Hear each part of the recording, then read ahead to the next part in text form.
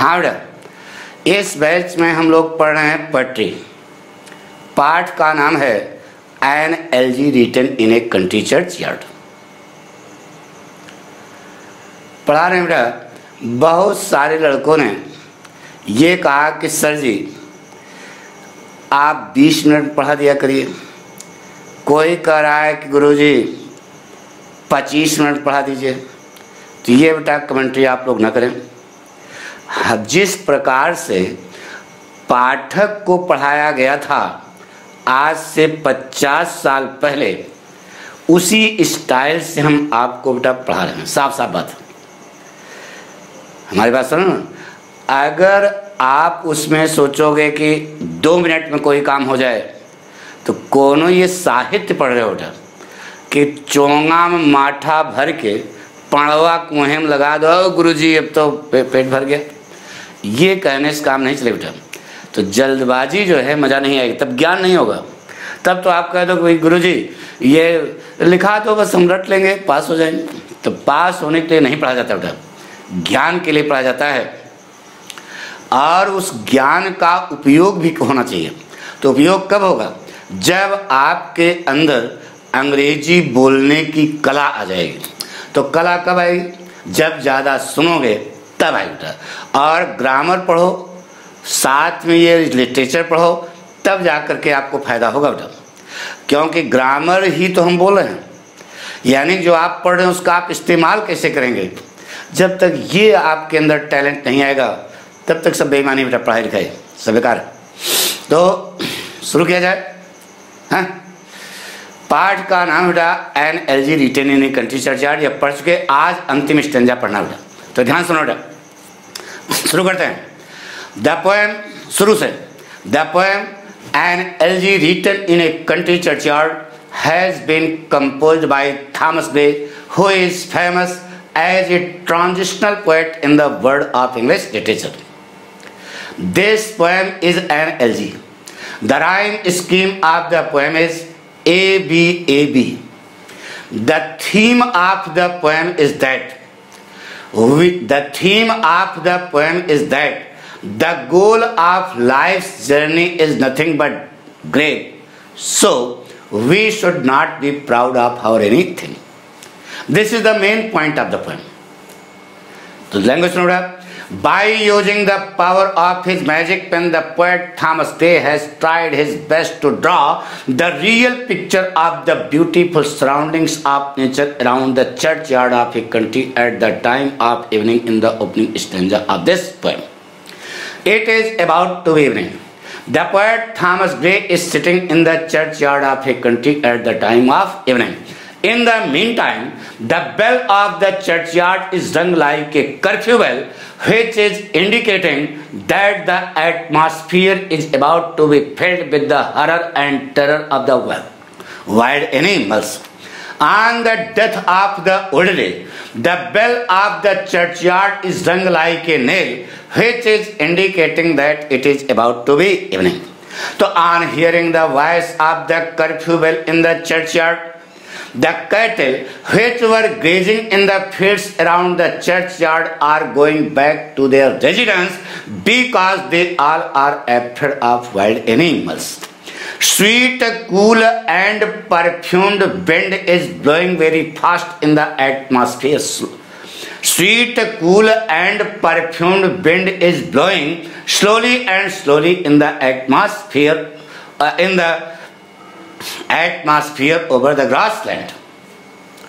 On hearing the voice of the curfew bell in the churchyard, the ploughmen who were working in the fields around the churchyard are also going back to their residence because they are also afraid of wild animals.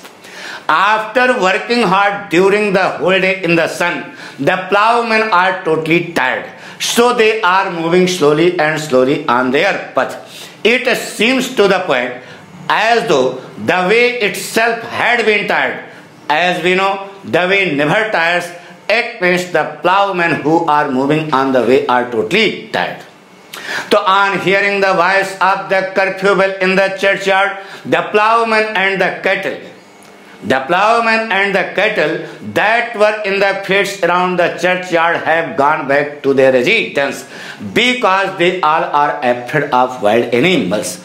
Now the poet is alone in the darkness of the churchyard. There is no companion of the poet in the churchyard but darkness. In this way, the poet Thomas Gray has tried his best to draw the real picture of the beautiful surroundings of nature around the churchyard of a country at the time of evening in the opening stanza of this poem. पहला stanza clear हो गया बेटा, समझ में आ गया? अरे यार इतने दिन से पढ़ा रहे हैं, समझ में आ गया होगा पक्का? दूसरा स्टेंजा बेटा, लैंग्वेज देखो बेटा. By using the power of his magic pen, the poet Thomas Gray has tried his best to draw the real picture of the graveyard just beside the churchyard of a country at the time of evening in the second stanza of this poem. Now, it is the time of evening. The poet Thomas Gray is sitting in the churchyard of a country at the time of evening. So sitting in the churchyard of a country at the time of evening, the poet Thomas Gray throws his eyes towards the graveyard and comes to know that there are growing a number of elm and yew trees in the graveyard. Under those trees, there are a number of graves. The condition of those graves is very poor, because the soul which is lying on the upper surface of those graves has become useless. In the useless soul of those graves, there is growing dry grass. It seems to the poet as though those graves were the bundles of dry grass. In each and every narrow grave, the poor, uncivilized, illiterate forefathers of the small villagers have been laid buried. And wherever they have been buried, they are sleeping everlasting sleep. Nobody of this world can make them awake from their peaceful bed, because they all are tired of their life. On account of being tired of their life, they are lying, sleeping and taking complete rest without any disturbance. In this way, the poet Thomas Gray has tried his best to draw the real picture of the graveyard just beside the churchyard of a country at the time of evening in the second stanza of this poem. दूसरा stanza हो गया. तीसरा बेटा, सुबह हो गई है, वही उसी के बारे में बताने रहा. तो तीसरा stanza ध्यान सुनो बेटा, इंपॉर्टेंट है. By using the power of his magic pen, the poet Thomas Gray has tried his best to draw the real picture of the beautiful surroundings of nature around the churchyard of a country at the time of morning in the third stanza of this poem. It is about to be morning. In the morning at 4 o'clock, it is about to be morning. In the morning at 4 o'clock, sweet, cool and perfumed wind is blowing very fast in the atmosphere with a noise. The swallow bird is chirping loudly from its nest at 4 o'clock in the morning. In the morning at 4 o'clock, the cock is also crowing loudly. In the morning at 4 o'clock, the hunters are going to hunt in the forest, so they are blowing their horns and bugles. The voice of their horn is being echoed in the atmosphere. It means the whole atmosphere around the churchyard is full of a number of noises at the time of morning. So on hearing the noises of the atmosphere, the common people of the society have left their bed and they are busy in their work. But the matter of sadness is that there is no effect of all these noises on those poor villagers who have been laid buried in the graves under the elm and yew trees in the graveyard. They are effectless from all these noises. So it is the challenge of the poet that no voice of this world can make them awake from their peaceful bed, because they all are tired of their life. On account of they are sick of their life, on account of being tired of their life, they are lying, sleeping and taking complete rest without any disturbance. None can awake them. कोई जगा नहीं सकता। In this way, the poet Thomas Day has tried his best to draw the real picture of the beautiful surroundings of nature around the churchyard of a country at the time of morning in the third stanza of this poem. 3 stanza हो गया, चौथा देखिए। चौथा हमने बताया, ध्यान सुनो, कवि के हृदय में उन गरीबों के प्रति सहानुभूति है जो कब्रिस्तान में देवदार और सदाबहार पेड़ों के नीचे कब्रों में दफनाए गए। सब बता चुके। बीच में बेचारे खेत में जाते थे, पसीने से लथपथ, पैरों में मिट्टी लगाए हुए घर पे आते थे शाम के समय, तो उनके छोटे छोटे बच्चे उनके घुटनों पर चढ़कर उनके मुछ के बाल खींचते थे, तो वे बहुत खुशी महसूस करते थे। कुछ लोग जो है जंगल में जा करके, बीच में क्लास लगा ना, तो उसमें बताया था ना ये सब भावनाएं, जंगल में लकड़ियां काटते थे, गट्ठर बना करके उसे बाजार ले जाते थे, बाजार में बेच करके पैसा, यानी दैनिक स्थिति बताई गई है उन गरीबों की जो कब्रों में दफनाए गए। तो ध्यान सुनो बेटा, क्या बताया था, ध्यान सुनो एक बार, हिंदी फिर से। कवि के हृदय में उन गरीबों के प्रति सहानुभूति है जो कब्रिस्तान में देवदार और सदाबहार पेड़ों के नीचे कब्रों में दफनाए गए। तो हमने इसका अर्थ बताया थोड़ा कि let not ambition mock their useful tool,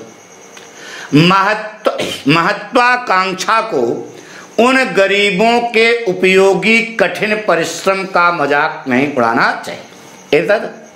तो बताइए, महत्वाकांक्षा मजाक उड़ाती है कि महत्वाकांक्षी लोग, यानी महत्वाकांक्षा को यहां पर पर्सनिफाइड किया गया। तो कवि कह रहा है कि हे महत्वाकांक्षी लोगों, तुम्हें उन गरीबों के कठिन परिश्रम का मजाक नहीं उड़ाना चाहिए। क्यों नहीं? क्योंकि उनका कठिन परिश्रम बहुत उपयोगी था। अगर वे बेचारे कठिन परिश्रम न करते तो वह और उनके परिवार के सदस्य भूखों मर जाते।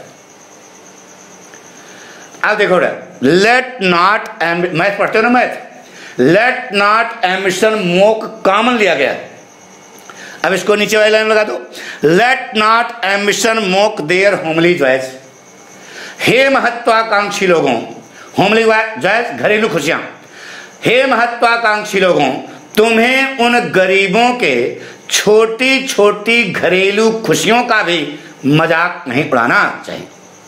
तुम अरबपति हो, कार खरीद करके खुशी महसूस करते हो, तो वह गरीब बेचारे टूटही साइकिल जब खरीदते थे तो तुमसे ज्यादा खुशी महसूस करते थे। क्योंकि सुख और दुख यह धन से नहीं आता बेटा, अनुभूति है। एक रिक्शेवान भी खुशी महसूस करता है और एक करोड़पति भी खुशी महसूस करता है। हमारी बात सुनो। तो हे महत्वाकांक्षी लोगों, तुम्हारी तरह, देख रहे हो मोटी बिल्डिंग दिखाई दे रही, तुम्हारी तरह वे गरीब बेचारे भी अपनी छोटी छोटी घरेलू खुशियों में क्या थे, खुश थे। इसलिए तुम्हें उनका मजाक उड़ाने का कोई हक नहीं। फिर किताब देखो, लेट नॉट एम्बिशन, का है ना, लेट नॉट एम्बिशन मॉक, किताब देख रहे हो ना, मॉक। फिर दूसरी लाइन का पहला वर्ड देयर, डेस्टिनी आवश्यक, डेस्टिनी माने बताया था धुंधला, आवश्यक माने भाग्य। हे महत्वाकांक्षी लोगों, तुम्हें उन गरीबों के धुंधले भाग्य, धुंधला भाग्य मतलब दुर्भाग्य, तुम्हें उन गरीबों के दुर्भाग्य का भी मजाक नहीं उड़ाना चाहिए। उनके भाग्य ने उनका साथ नहीं दिया, उनकी डेस्टिनी ने उनको कोऑपरेट नहीं किया, उनके लक ने उनका साथ नहीं दिया, अन्यथा आज वे भी राजा होते, रानी होते, राजकुमार होते और अपनी मौत के बाद अपनी कब्रों के ऊपर ताजमहल और मकबरा रखते। उनके कब्रों की दशा दयनीय है, क्योंकि उनके भाग्य ने उनका साथ नहीं दिया, कठिन परिश्रम तो उन्होंने किया। इसलिए तुम्हें उन गरीबों का मजाक उड़ाने का कोई हक नहीं। Nor grandeur hear with disdainful smile, grandeur मानता है शान और शौकत को घृणा पूर्वक नहीं हंसना चाहिए। डिस्डेनफुल माने घृणा पूर्वक, स्माइल माने मुस्कुराना। शान और शौकत को घृणा पूर्वक नहीं मुस्कुराना चाहिए, पर्सनिफाइड। हे कुलीन परिवार के लोगों, हे मोटर गाड़ी बंगला कार वाले लोगों, तुम्हें घृणा पूर्वक नहीं हंसना चाहिए। द शॉर्ट एंड सिंपल, छोटे और साधारण, एनस माने इतिहास, आप द पुअर माने गरीबों के। हियर लिखा ना बेटा, हियर देखो, तुम्हें उन गरीबों के छोटे और साधारण इतिहास को सुनकर घृणापूर्वक हंसना नहीं चाहिए। इस प्रकार से कवि महत्वाकांक्षी लोगों को, कुलीन परिवार वाले लोगों से कहता है कि तुम्हें उन गरीबों का मजाक उड़ाने का कोई हक नहीं। समाज बदलना होगा। मजाक उड़ाते थे लोग, पैसे वाले लोग, तो कवि इस प्रकार की कविताएं लिखकर समाज में एक नई जागृति पैदा की और नीचे तबके का जो इंसान था, दलित, शोषित, वंचित, ये भी उठ करके समाज में ऊपर आ गए। यह पाठ है। तो जो समाज को बदल दे वही ट्रांजिशनल होता है बेटा। अमिताभ बच्चन का एग्जाम्पल बताया था, आई बात समझ? तो एक बार सुनते बेटा, लैंग्वेज देखो बेटा। The poet Thomas Gray has sympathy in his heart. The poet Thomas Gray has sympathy in his heart for those poor villagers who have been laid buried in the graves under the elm and yew trees in the graveyard. So having sympathy in his heart, the poet Thomas Gray advises those people who are ambitious that they should not cut joke on the hard working of those poor villagers who are lying in the graves under the elm and yew trees in the graveyard. Because their hard working was useful. If they did not work hard, so they as well as their family members would die from starvation. With sympathy in his heart, the poet Thomas Gray advises the ambitious people that they should not cut joke on the small domestic joys of those poor villagers who have been laid buried in the graves under the elm and yew trees in the graveyard. Because, like them, those poor villagers were also happy in their short living. वे भी अपनी छोटी सी जीविका में क्या थे? खुश थे। Having sympathy in his heart, the poet Thomas Gray advises those people who are ambitious that they should not cut joke on the misfortune of those poor villagers who are lying in the graves under the elm and yew trees in the graveyard. Because their luck did not help them, their destiny did not cooperate them, their fortune did not help them. Otherwise, they would also be kings, queens, and princes, and they would also have the Taj and the Maqbaras at their graves after their death. The condition of their graves is poor because their luck did not help them. With sympathy in his heart, the poet Thomas Gray advises those people who are of aristocratic family that they should not laugh hatefully. They should not laugh hatefully to hear the short and simple story of those poor villagers who have been laid buried in the graves under the elm and yew trees in the graveyard. In this way, the poet Thomas Gray advises the ambitious and grand people that they have no right to cut joke on those poor villagers who are lying in the graves under the elm and yew trees in the graveyard. Most important था बेटा, समझ आ गया? अब अंतिम stanza हम पढ़ने जा रहे हैं, ध्यान सुना बेटा, शुरू करें। लिखा बेटा, द बोस्ट ऑफ फ्लॉरिटी, the pomp of power, all that beauty, all that wealth ever gave, awaits alike its inevitable hour, the path of glory but lead to the grave. यह स्टैंजा आपकी बोर्ड परीक्षा के लिए most important, आपके जीवन के लिए भी इंपॉर्टेंट है। यानी कि जब आप पढ़ें तो अपने जीवन उसको क्या करें? चरितार्थ करें, फॉलो अप करें। यह पढ़ाई का अर्थ होता है। पढ़ने का मतलब यह नहीं होता कि हम पढ़ा दें, आप रट तो नंबर पा जाओ, नहीं। नंबर तो उनके बाप को देना पड़ेगा, तुम चिंता क्या करते हो। लेकिन हाँ, हमको सलाह न दो भाई कि ऐसा पढ़ाओ ऐसा पढ़ाओ, जैसा हम पढ़ा रहे हैं बेटा वैसा सुनो, और जितनी बार बोले उतना सुनना है, तब जा करके आप किसी लायक बनो बेटा। हमारी बात सुनो, मौजा रहेगी नहीं तो क्या कुछ करना है? क्या करना है? इसे लाइक करो, शेयर करो, सब्सक्राइब करो। अपनी कक्षा में जो विद्यार्थी पढ़ते हैं उनको भी बता दो कि पठकवा पढ़ा रहा है, सुनो और समझो कि कैसे पढ़ाया जाता है। हमारी बात सुनो, पक्का? शुरू करें? गुड। किताब देखिए बेटा, किताब जल्दी आना नहीं, एक एक। The boast of हेराल्डी।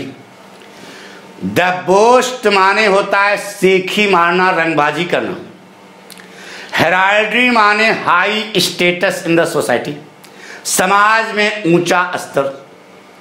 मैं मंत्री जी का लड़का हूं, ये मैं विधायक का जो है पोता हूं, मैं जो है सांसद का नाती हूं, मैं करोड़पति का जो है लड़का हूं, मैं धीरू भाई अंबानी का जो है लड़का हूं। यह ऊंचे खानदान की रंगबाजी होती है बेटा। द बोस्ट ऑफ हेराल्डी, ऊंचे खानदान, यानी कि ऊंचा खानदान पैसे वाला। हमारी बात सुनो ना। तो कवि सलाह दे रहा है क्या, ध्यान सुनो। कवि महत्वाकांक्षी लोगों को, पैसे वाले लोगों को, ऊंचे परिवार में पैदा हुए लोगों को सलाह दे रहा है कि तुम्हें अपनी किसी भी चीज पर घमंड नहीं करना चाहिए, क्योंकि जिंदगी कुछ नहीं है बेटा, मृत्यु ही जिंदगी की क्या है सच्चाई। शाहजहां भी मरे और उनके जमाने में जो गरीब लोग थे वो भी मरे। तो शाहजहां तुम ताजमहल तो बनवाए हो, लेकिन लेटे कहां हो, माटी में। तो तुम गरीब जो मरा है वह भी तुम्हारी तरह माटी में ही लेटा है। कब्र जो है मिट्टी की होती बेटा, सोने और चांदी की नहीं होती। आई बात सुनो, यह सिखाया जा रहा है। शुरू करें तो ध्यान से। द बोस्ट ऑफ हेराल्डी, समाज में जो आपका ऊंचा स्तर है, लेवल ऊपर है, उस पर आपको घमंड नहीं करना चाहिए। The pomp of power, common लिया गया द बोस्ट ऑफ, लगा दो। The boast of the pomp of power. Pump माने शो, पावर माने ताकत। ताकत का जो आपका प्रदर्शन है, ताकत का प्रदर्शन क्या? एक सांसद महोदय अपने क्षेत्र में घूमने के लिए निकले तो 10 गाड़ी आगे 10 गाड़ी पीछे, बीच में सांसद जी। जब गांव में पहुंचे, गाड़ी से उतरे तो 20 गंधारी, अरे गंधारी माने बंदूकधारी, टन खड़े हो गए। क्या बॉडीगार्ड हैं सुरक्षा के लिए? अरे यार, गांव में बहुत सरल लोग रहते हैं, वहां तुम्हें तोपची बनने की क्या जरूरत है? कुछ नहीं बेटा, वहां प्रदर्शन दिखा रहे हैं कि मैं सांसद हूं। ताकत का प्रदर्शन। बताइए ईमानदारी से, राजीव गांधी के पास बॉडीगार्ड नहीं थे क्या? इंदिरा गांधी के पास बॉडीगार्ड नहीं थे क्या? गार्ड ने ही पलटा दिया। मतलब समझ नहीं रहे। जिस दिन वो घड़ी आ जाएगी, 7 ताले के अंदर बंद रहोगे, लंठो उठा लेगा। शीशे के डब्बे में बंद रहोगे तो शीशा चिटक जाएगा और आप जो है वहां से निकल लोगे। ये सिखाया जा रहा है। यानी कि जो आपका ताकत का प्रदर्शन है, इसकी जो तुम्हारी रंगबाजी है, इस पर भी तुम्हें घमंड नहीं करना चाहिए, ताकत का प्रदर्शन नहीं करना चाहिए। फिर लिखा बेटा एंड ऑल द ब्यूटी, लिखा ना, लगा दो। The boast of all that beauty, और वह सारी सुंदरता जिस पर तुमको नाज है, वह चौकस लिपस्टिक, वह चौकस मोटी मोटी बाहें, वह बड़ी बड़ी आंखें, वह टमाटर जैसे लाल लाल गाल, जिस पर आपको क्या है, घमंड है ना बेटा, ये सब नासवान हैं, इस पर आपको घमंड नहीं करना चाहिए। एंड क्या लगा, the boast of all that wealth, और वह सारा धन कि मैं अरबपति हूं, चाहूं तो हवाई जहाज खरीद लूं। यह धन की जो तुम्हारी रंगबाजी है, इवर के जिसने इस संसार की सारी चीजों को तुम्हें दिया, धन सब कुछ दे सकता है बेटा, तभी तो आप उस पर सेखी मार रहे हो, रंगबाजी कर रहे हो। अरे धन से, धन अगर आपके पास है तो आप कुछ भी खरीद सकते हो बेटा, मोटर, गाड़ी, बंगला, कार सब कुछ हो सकता है, लेकिन एक चीज नहीं खरीद सकते बेटा जो आपको पाठक दे रहे हैं। ज्ञान जो है वह पैसे से नहीं खरीदा जा सकता। खरीद सकते हो क्या?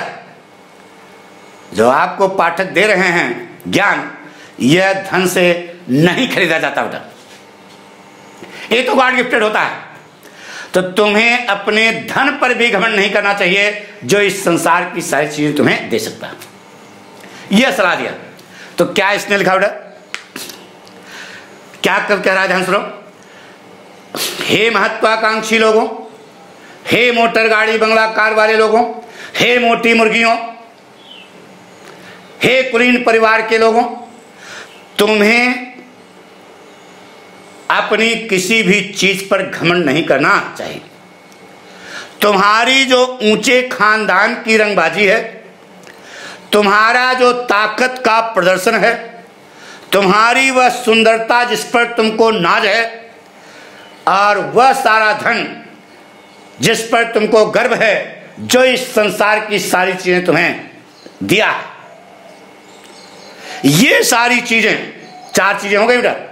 अवेट्स माने प्रतीक्षित हैं, इन सब की प्रतीक्षा की जा रही है। एलाइकस द इनविटेबल आवर, एलाइक माने भांति, तरह, इनविटेबल आवर, इनविटेबल माने अवश्यंभावी, ऐसी चीज जो अवश्य संभव है। आवर माने घड़ी, ये सारी चीजें उस घड़ी के द्वारा प्रतीक्षित हैं जो अवश्य संभावी है। तो कौन चीज अवश्य संभावी है बताइए बेटा? मौत निश्चित है। राजा होगा, रंक होगा, जो भी होगा, अगर जीवित है तो निश्चित है कि वह मरेगा। तो उसी सारी चीजों में यह तुम्हारी हेराल्डी, पावर, ब्यूटी और वेल्थ भी आता है। यह परमानेंट नहीं है। आज तुम्हारे पास है, कल उनके पास धन होगा, कल उनके पास सुंदरता होगी, कल वह ऊंचे खानदान पैदा होगा। ये सब क्या है? नाशवान है। ये सब मौत की चीज है। इसलिए आप ये सारी चीजें उस घड़ी के द्वारा प्रतीक्षित हैं, जिस घड़ी को, जिस समय को आप कभी अवॉइड नहीं कर सकते हो। वह घड़ी कौन सी है बेटा? मौत।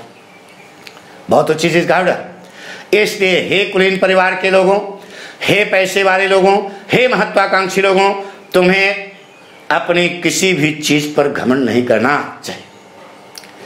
आप भी घमंड न करो। पैसे वाले हो, स्कूल जाते हो,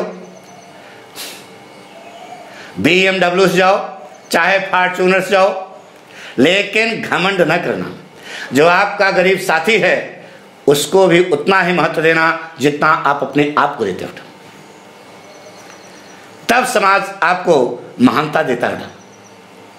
अगर घमंड करोगे तो घमंड ही भगवान का आहार है। तो जैसे घमंड किया वैसे वो पलटा देगा। या तुम नहीं रहोगे या तुम्हारा धन नहीं रहेगा, दो में से एक चीज रहेगी। तो आपको किसी चीज पर घमंड नहीं करना चाहिए। कब कहता है द पथ ऑफ ग्लोरी, यह सारी चीजें तुम्हारे यश के रास्ते हैं। ग्लोरी माने यश, नाम प्रसिद्धि के रास्ते हैं। अरे तुम्हारी हेराल्डी, पावर, ब्यूटी और वेल्थ, यह तुम्हारे नाम प्रसिद्धि के रास्ते हैं। But lead to the grave, लेकिन वह रास्ता जाता किधर की ओर है बेटा? कब्र की ओर, मौत की ओर। यानी जिंदगी रूपी यात्रा का अंतिम मकसद क्या है? भैरव घाट है। बहुत बड़ी फिलॉसफी है बेटा, समझ? बताइए, अकबर के जमाने में नाम प्रसिद्धि थी अकबर को? अशोका के जमाने में उसने नाम प्रसिद्धि गेन की थी? नहीं की थी। बताइए, उनके खानदान किसी लड़के को जानते हो? अशोका के खानदान किसी लड़के को जानते हो? नहीं ना। नष्ट हो जाता है सब। तो ये चीज यहां सिखाई जा रही है बेटा, यानी कि हमको इस प्रकार से कवि ने हम पाठकों को, हमारे विद्यार्थियों को यह सिखाया है कि आपको अपनी किसी भी चीज पर घमंड नहीं करना चाहिए, चाहे बेचने वाला हो, चाहे भारत का प्रधानमंत्री हो। आ गया होगा सुन, चाहे बेचने वाला भी गरीब है, लेकिन भारत का प्रधानमंत्री जो है बहुत बड़ी हस्ती है, अगर वह प्रधानमंत्री बनने पर गर्व करता है तो ईश्वर उसे कभी माफ नहीं करेगा। आई बात सुनो, गर्व नहीं करता, इसीलिए पूरे वर्ल्ड में जय जयकार हो रही है, समझ रहा था। तो आपको भी अपनी किसी भी चीज पर घमंड नहीं करना चाहिए, यह सिखाया गया। आगे हिंदी समझ में शुरू किया जाए।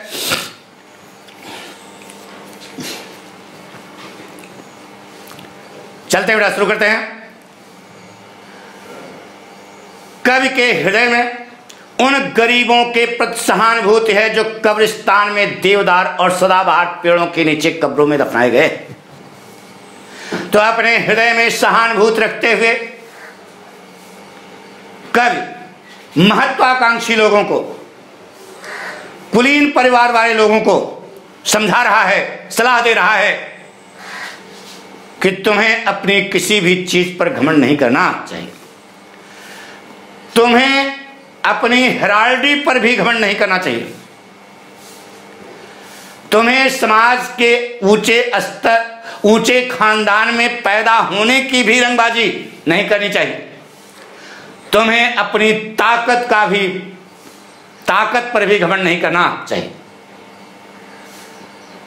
तुम्हें अपनी सुंदरता पर भी नाज नहीं करना चाहिए, तुम्हें अपने धन पर भी घमंड नहीं करना चाहिए। जिसने इस संसार की सारी चीजों को तुम्हें दिया उस पर भी तुम्हें घमंड नहीं करना चाहिए, क्योंकि इस संसार में कोई चीज परमानेंट नहीं, सब कुछ नाशवान है, सब कुछ मौत की चीज है। अपने ताकतवर जबड़े को खोलकर मृत्यु रूपी अजगर, अजगर किसको बना दिया? मौत को। अपने ताकतवर जबड़े को खोलकर मृत्यु रूपी अजगर इस संसार की सारी चीजों की प्रतीक्षा कर रहा है।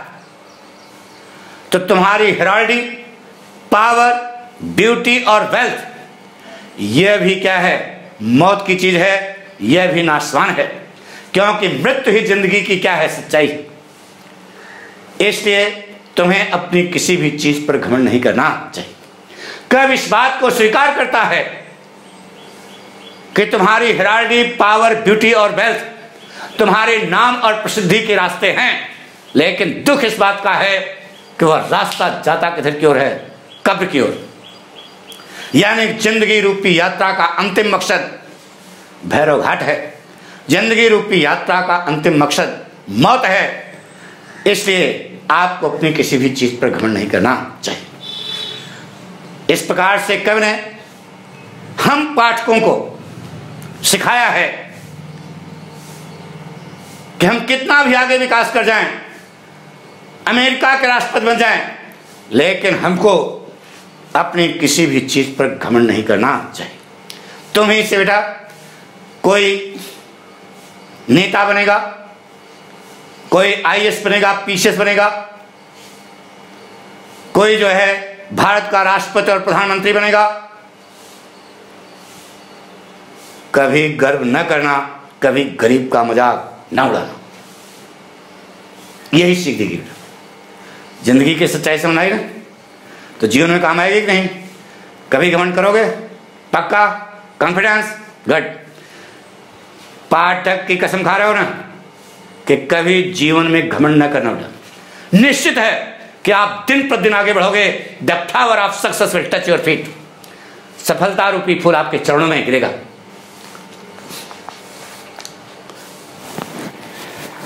हाँ, तो शुरू किया जाए। अब अंग्रेजी बोलने जा रहे हैं बेटा, ध्यान सुना।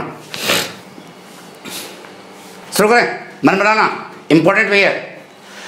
The poet Thomas Gray has sympathy in his heart for those poor villagers who have been laid buried in the graves under the elm and duties in the graveyard.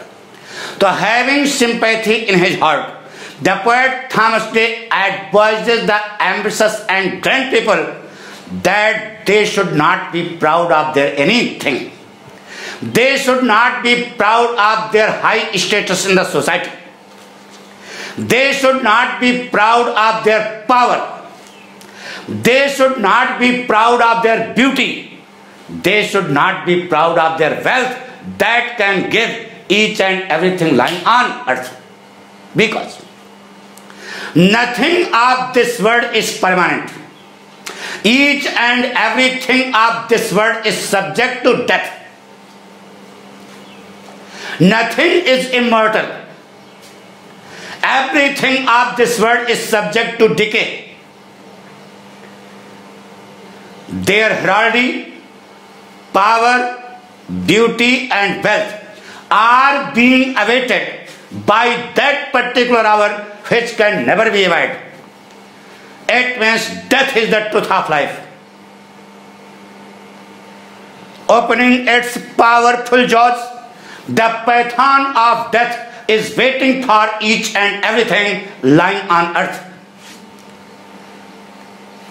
Their heraldry, power, beauty and wealth are not escaped of death. They are subject to decay. So they should not be proud of their anything. Opening its powerful jaws, the python of death is waiting for each and everything lying on earth. So they should not be proud of their anything.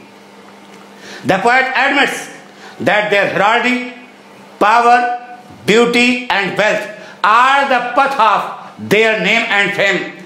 But the matter of sadness is that that path goes to the grave. It means the goal of life's journey, is nothing but grave. The goal of life's journey is nothing but death. So they should not be proud of their anything. In this way, by using the power of his magic pen, the poet Thomas Day has tried his best to teach a useful lesson to the modern students here, that they should also not be proud of their anything. आपको भी अपनी किसी चीज पर घमंड नहीं करना चाहिए। यही कविता का क्या हिस्सा है, समझ गया होगा। एक बार हिंदी पर सुनते हैं।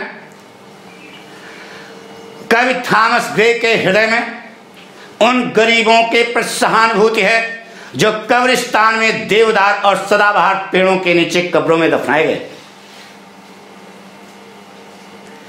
अपने हृदय में सहानुभूति रखते हुए थॉमस ग्रे महत्वाकांक्षी लोगों को, कुलीन परिवार वाले लोगों को सलाह देता है कि तुम्हें अपनी किसी भी चीज पर घमंड नहीं करना चाहिए।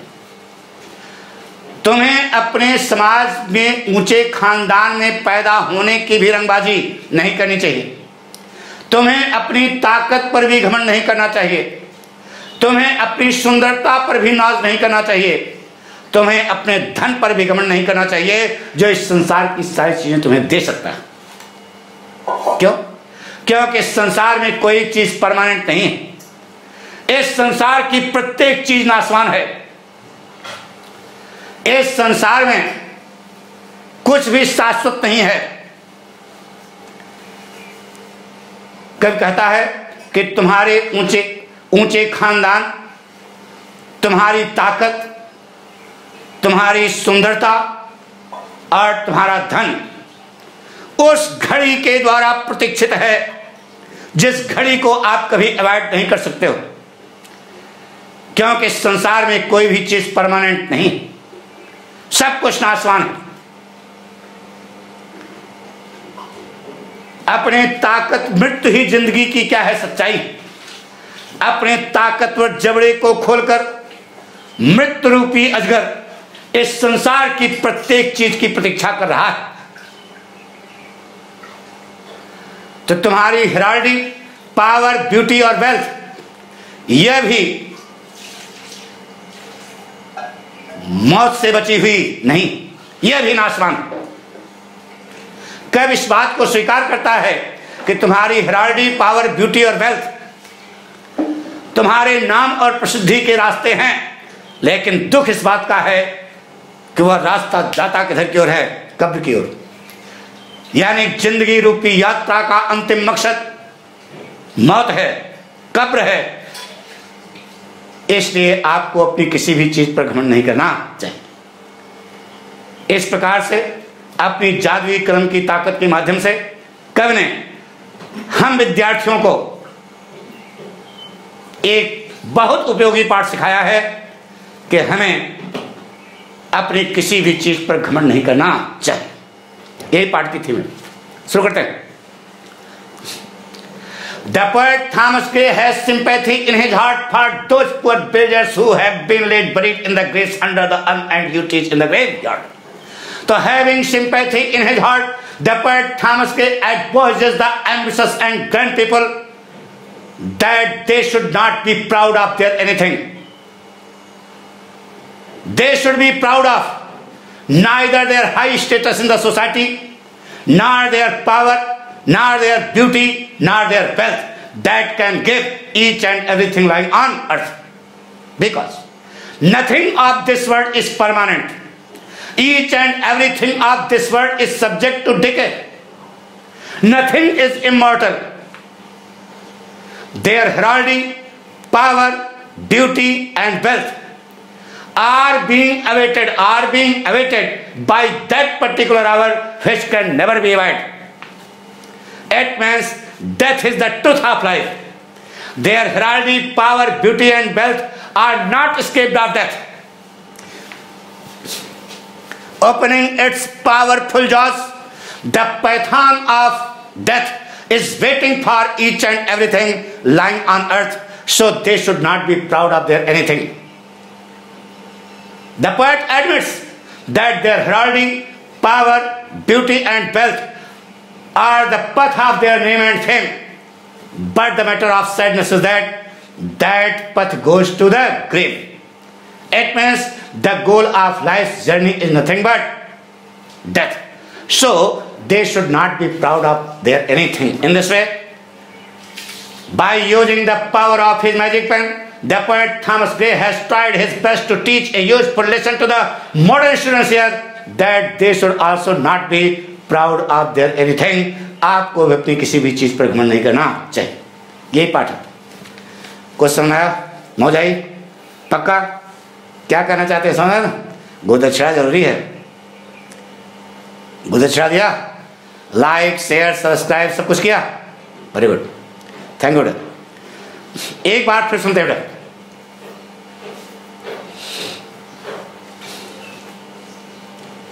बोले मन बनाओ पक्का? तो सुनो ध्यान से। The poet Thomas Gray has sympathy in his heart for those poor villagers who have been laid buried in the graves under the urn and duties in the graveyard. Having sympathy in his heart, the poet Thomas Gray advises the ambitious and grand people that they should not be proud of their anything. They should be proud of neither their high status in the society, nor their power, nor their beauty, nor their wealth that can give each and everything lying on earth. Because nothing of this world is permanent. Each and everything of this world is subject to decay. Nothing is immortal. Their heraldry, power, beauty and wealth are being awaited. Are being awaited by that particular hour which can never be avoided. It means death is the truth of life. Opening its powerful jaws, the python of death is waiting for each and everything lying on earth. Their heraldry, power, beauty and wealth are not escaped of death. The poet admits that their heraldry, power, beauty and wealth are the path of their name and fame, glory. But the matter of sadness is that that path goes to the grave. It means the goal of life's journey is nothing but death.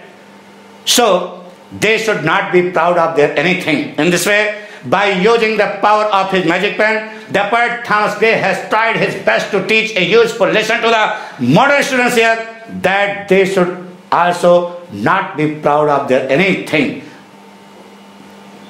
पाठ सुना गया बेटा? पक्का समझ आ गया?